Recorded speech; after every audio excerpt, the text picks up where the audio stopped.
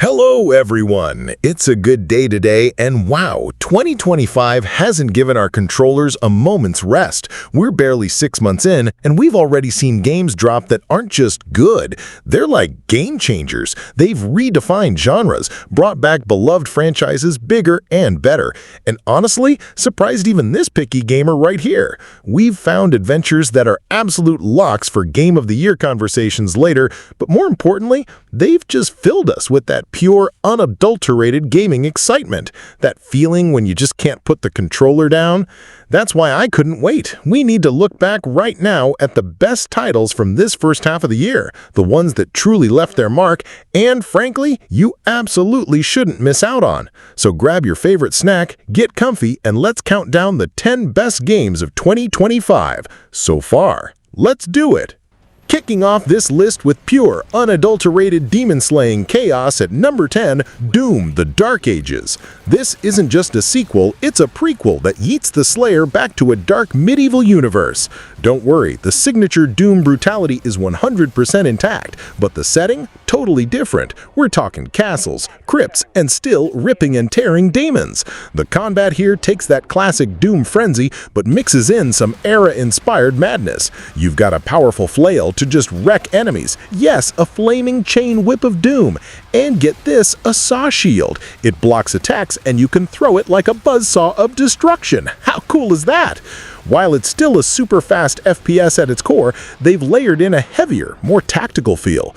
Oh, and did I mention you get to ride a mechanical dragon and pilot a giant mech? The scale is just epic. Sacrificing the online mode seems to have paid off big time by expanding this massive dark story. Doom: The Dark Ages absolutely crashed it.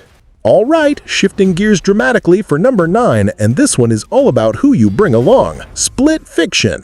If you know this studio, you know they love co-op, but Split Fiction takes it to a level I don't think anyone expected. This is a narrative adventure literally split into two completely different stories with two totally unique gameplay styles. One player dives into intense action, while the other gets a deeper, more emotional, narrative-focused experience. And here's the catch, you have to play it co-op, either locally on the couch or online. You each control a character with unique mechanics, forcing constant collaboration. It's like playing two halves of a completely different game that somehow fit perfectly together. The biggest surprise is how it constantly flips genres, tones, and gameplay. One minute you're platforming and shooting, the next you're solving puzzles, sneaking, or even playing absurd minigames.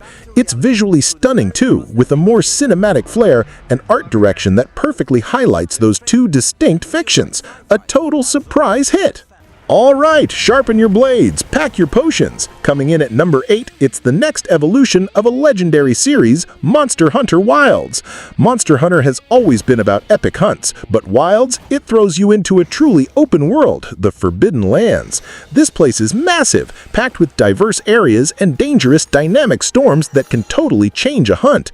You're part of an exploration unit, diving deeper into the relationship between humans and monsters, which adds an emotional layer we haven't always seen this much of in the series.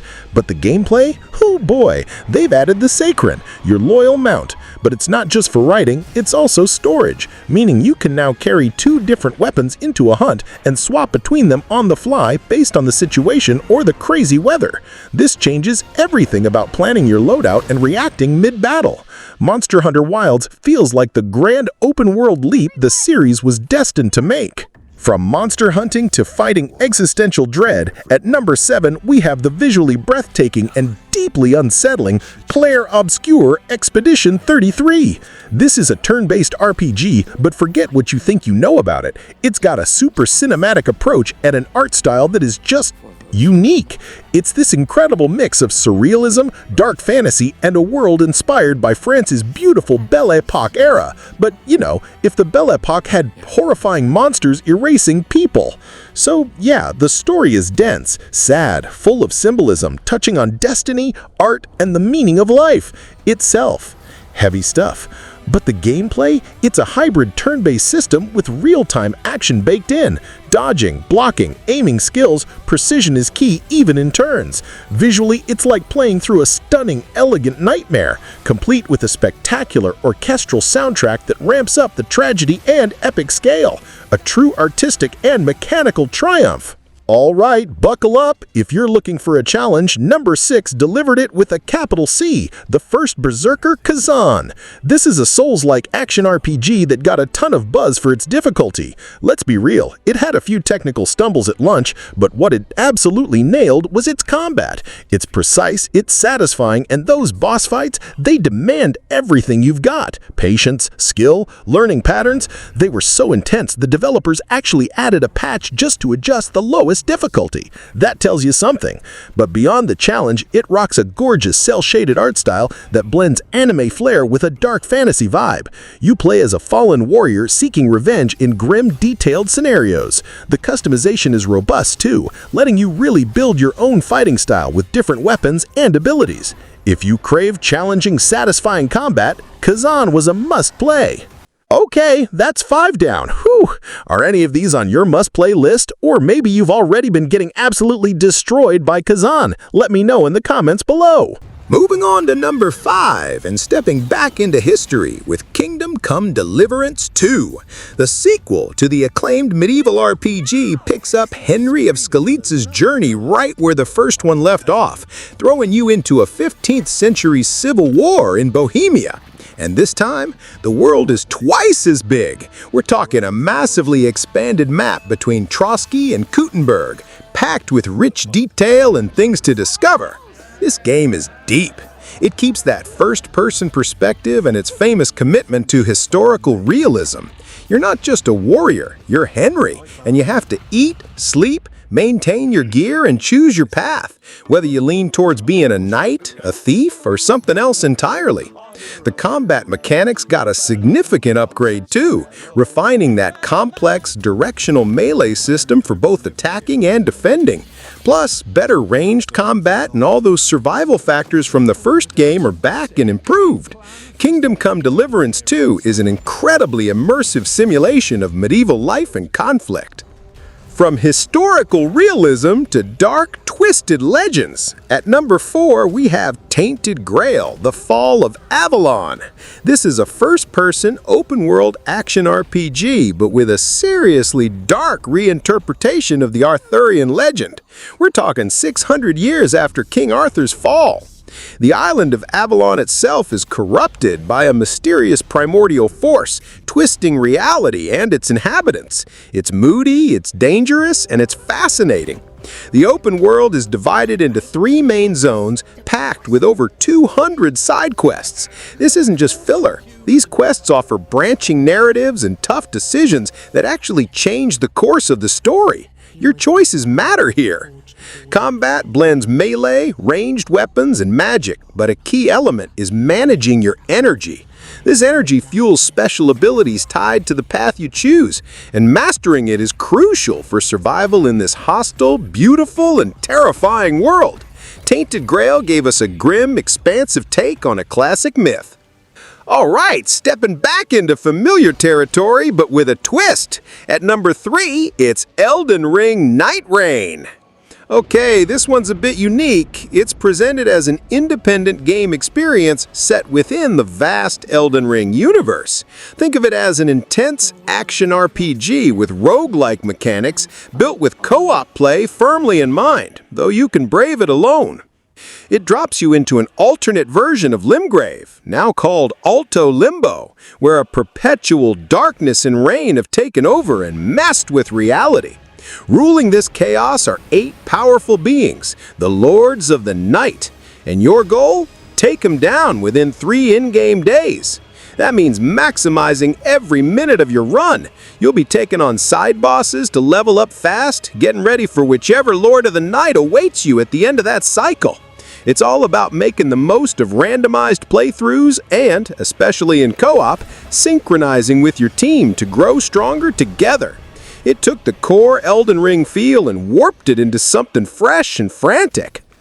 All right, from intense combat loops to delivering packages in style, coming in at number 2, it's the highly anticipated sequel, Stranding II, on the beach.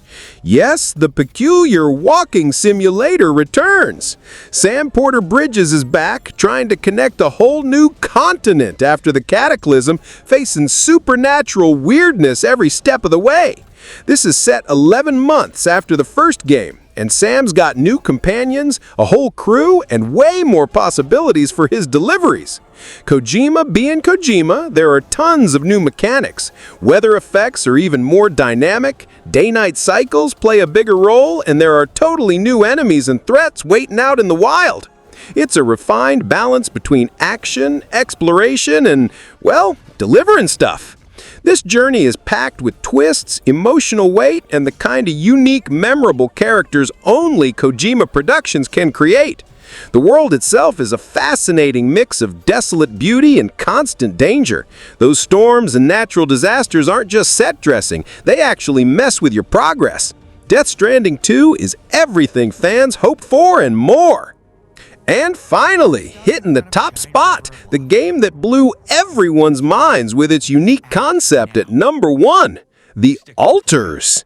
This survival and sci-fi adventure was acclaimed right out of the gate for its deep narrative and genuinely innovative mechanics. You play Jan Dolsky, a space miner stranded alone on a hostile planet. Survival seems impossible until he finds a substance called rapidium. This stuff lets him create alternate versions of himself, altars. Each altar reflects a key decision Jan could have made differently in his life, giving them unique skills, personalities, and backgrounds. Need someone good at science? Create the Jan that went to university. Need a builder? Create the Jan that became a construction worker. But it's not just about cloning. You have to manage these altars, build and operate your base, juggle resources, and explore the planet, all while grappling with intense ethical and existential questions. What makes you? What if you made a different choice? It's like having a therapy session with your alternate selves, but with aliens trying to kill you. The Altars isn't just a game, it's a philosophical thought experiment wrapped in a compelling survival package. Absolutely brilliant, and my pick for the best of the first half. Phew, what a list! From brutal medieval demon slayers and sci-fi clones to historical epics and unique co-op experiences, 2025 has already delivered a ridiculous amount of incredible games in just 6 months. My wallet is definitely lighter, but my gaming soul is full. If this is just a first half, can you imagine what the rest of the year has in store for us? Gamers, we're in for a treat! Now, I want to hear from you. What games did I miss from the first half that you think should be on this list? Which of these 10 are you most excited to play? Let me know everything in the comments down below. If you enjoyed this deep dive into 2025's best so far, please show some love and hit that like button. It really helps the channel reach more awesome gamers like you. And if you don't want to miss my full 2025 Game of the Year list later, or any of my future gaming news, reviews, and top 10s, make sure you smash that subscribe button and ring the notification bell. Join the community.